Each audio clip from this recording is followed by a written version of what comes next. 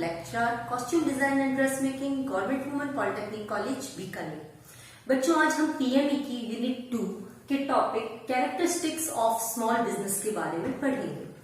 तो सबसे पहले हम इसके अंदर ये पढ़ते हैं कि वास्तव में स्मॉल बिजनेस होता क्या है, what is the meaning of small business. तो स्मॉल बिजनेस को अगर हम जनरल वे में देखें तो जैसे आपके आसपास आपने ग्रोसरी की शॉप्स देखी होंगी, या फिर कोई सलून्स होते हैं, पार्लर्स होते हैं, इस तरह का बिजनेस जो एक छोटे लेवल पर किया जाता है, एक स्मॉल एरिया में छोटे लेवल पर जो बिजनेस किया जाता है, जनरली उनको हम as a small business identify कर सकते हैं। इस बिजनेस की मेन जो विशेषता है वो ये है कि इसके अंदर इन्वेस्टमेंट तो होता है लो और लेबर वर्क होता है हाई। यानी इसके अंदर हम इन्वेस्टमेंट कहाँ करते हैं, किसी बिजनेस के अंदर हम टेक्नोलॉजी और मशीनरी में इन्वेस्टमेंट करते हैं, तो इन्वेस्टमेंट हमारा है कम, और जो लेबर वर्क है यानी कार्य करना है, हाथ से जो मैनुअल वर्क किया जा रहा है वो होता है हाई। ठीक है, तो अगर हम इसको डेफिनेशन के थ्रू समझे तो स्मॉल बिजनेस एक ऐसा बिजनेस है जो इन तीन चीजों को फॉलो करता है। क्या क्या है ये तीनों चीजें, देखते हैं कि ऐसा बिजनेस जिसके अंदर employees not more than 50 when using power. Power का मतलब है यहाँ टेक्नोलॉजी से, मशीनरी से, यानी ऐसा बिजनेस जिसके अंदर अगर टेक्नोलॉजी और मशीनरी का यूज हो रहा है तो उसमें नंबर ऑफ एम्प्लॉयज है वो 50 से ज्यादा नहीं होने चाहिए। Second term is employees not more than 100 when not using the power.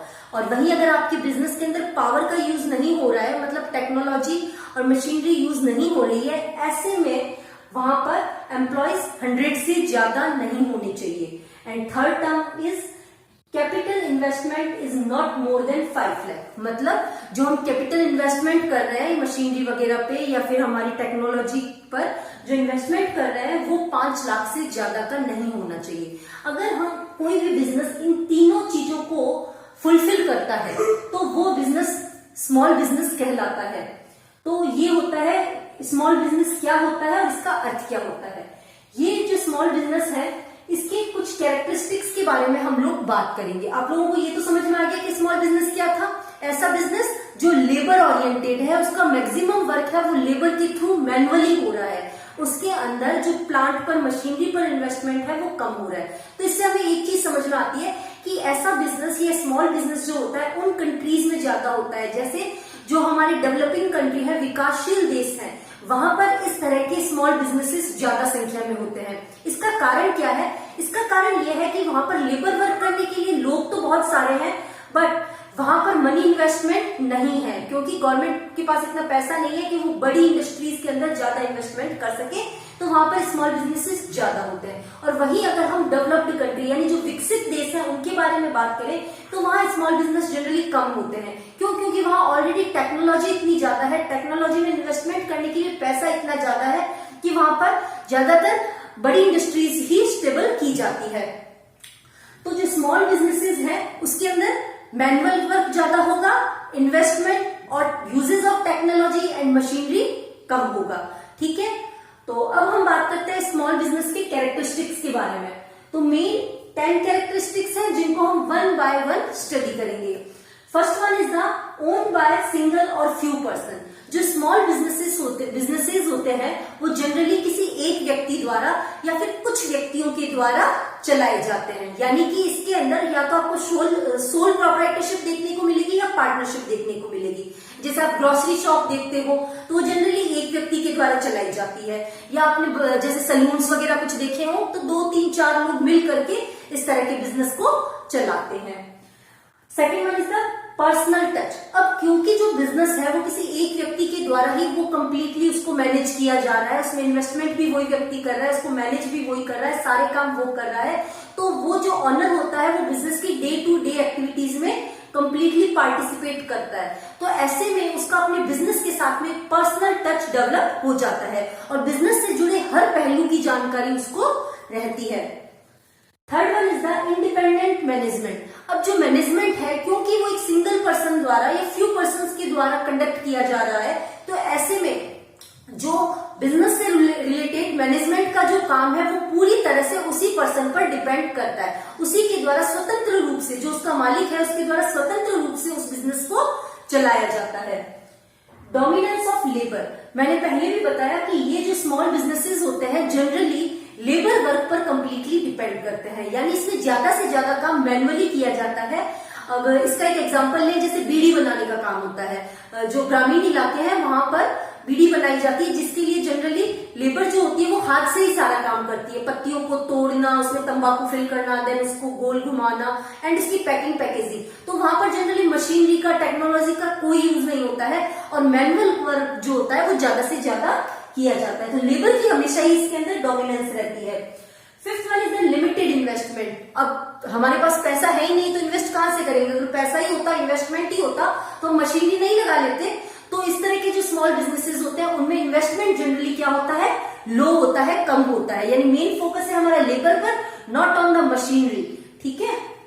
Six one is located in rural और सेमी अर्बन एरिया। इस तरह के जो स्मॉल बिजनेस होते हैं जनरली ग्रामीण इलाकों में या फिर कस्बों वगैरह में चलाए जाते हैं। कारण क्या है इसका? ग्रामीण इलाकों या कस्बों वाली जगहों पर स्मॉल बिजनेस स्थापित किए जाने का कारण यह है कि एक तो वहां पर इनको लेबर इजीली अवेलेबल हो जाती है, लोकली उनको लेबर अवेलेबल हो जाती है। दूसरा, मैन्युफैक्चरिंग जो यूनिट्स होती है उनके लिए वहीं पर लगाई जाती है जहां उनको रॉ मटेरियल इजीली अवेलेबल हो जाए और ट्रांसपोर्ट पर होने वाला खर्चा बच जाए। तो इसी कारण से ये ज्यादातर रूरल और सेमी अर्बन एरियाज में इस तरह की यूनिट्स लगाई जाती हैं। Next is the area of operation is limited, यानी जो स्मॉल स्केल बिजनेस होता है वो एक स्मॉल एरिया को कवर करते हैं। ऐसा नहीं है कि खूब सारी ब्रांचेस है, इस सिटी में भी है, उस सिटी में भी है, यहाँ भी वहां नहीं, वो जनरली एक छोटे एरिया में स्थापित होती है और अपने आसपास के एरिया में ही उनका बिजनेस चलता है। ठीक है।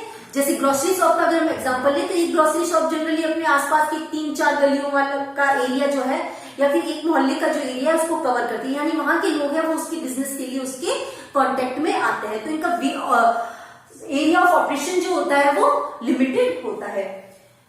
Eighth is the local people servicing, यानी ये अपने आसपास के लोगों को अपनी सेवाएं उपलब्ध करवाते हैं। जनरली मैंने बताया ये लोग क्या है, ट्रांसपोर्ट के खर्चे को भी बचाने की कोशिश करते हैं। तो मैन्युफैक्चरिंग यूनिट्स जनरली वहां लगाई जाती है जहां रॉ मटेरियल अवेलेबल हो। इसके बाद इस चीज का भी ध्यान रखा जाता है कि जो तैयार प्रोडक्ट है उसकी सप्लाई भी करने के लिए ज्यादा दूर न जाना पड़े, यानी आसपास के एरिया में उसकी सप्लाई आसानी से की जा सके।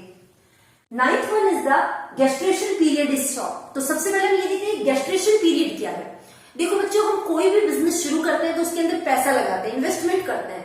तो इन्वेस्टमेंट को कवर करने के बाद जब आपको रिटर्न मिलना शुरू होता है तो उस दौरान आपको जितना समय लगा है वो आपका गेस्टेशन पीरियड लगा है। ठीक है। जैसे मैंने एक बिजनेस शुरू किया, उसमें 2 लाख रुपए इन्वेस्ट किए, तो मुझे 1 साल के बाद मेरे वो 2 लाख रुपए तो कवर हो गए मेरे, अब मुझे उसको प्रॉफिट मिलना शुरू हुआ है। तो मेरा गेस्टेशन पीरियड कितना हो गया? 1 साल, यानी मुझे अपना कैपिटल है वो रिकवर किया, अब मुझे प्रॉफिट होना शुरू होगा, वो होता है गेस्टेशन पीरियड। मैंने आपको बताया कि जो स्मॉल बिजनेसेस होते हैं इसके अंदर इन्वेस्टमेंट क्या होता है? कम होता है। तो इन्वेस्टमेंट कम होने के कारण इसका गेस्टेशन पीरियड भी छोटा होता है, यानी थोड़े टाइम में ही आपका इन्वेस्टमेंट आपको रिटर्न हो जाता है और आपको प्रॉफिट मिलना शुरू हो जाता है। And the last one is the flexible operations. जो स्मॉल बिजनेसेस होते हैं वो जनरली एक या फिर कुछ लोगों के द्वारा चलाए जाते हैं। ठीक है। तो सारे निर्णय वही व्यक्ति लेता है, तो वो अपने बिजनेस का ऑपरेशन जो है, यानी बिजनेस की जो क्रियाविधियां हैं, क्रियाकलाप है, उनको अपने हिसाब से चला सकता है। इसका मैं आपको एक एग्जांपल बताऊंगी कि जैसे अभी लॉकडाउन पीरियड में हमने देखा कि जो गारमेंट इंडस्ट्रीज थी जो कि गारमेंट्स का प्रोडक्शन करती थी, तो एकदम से उनका काम क्या है? रुक गया। क्यों? क्योंकि आगे से माल की मांग ही नहीं आ रही थी, सप्लाई नहीं हो रही थी, तो एकदम प्रोडक्शन रुक गया। तो ऐसे टाइम में उन्होंने क्या देखा कि अभी मांग किस चीज की है? मास्क की सबसे ज्यादा।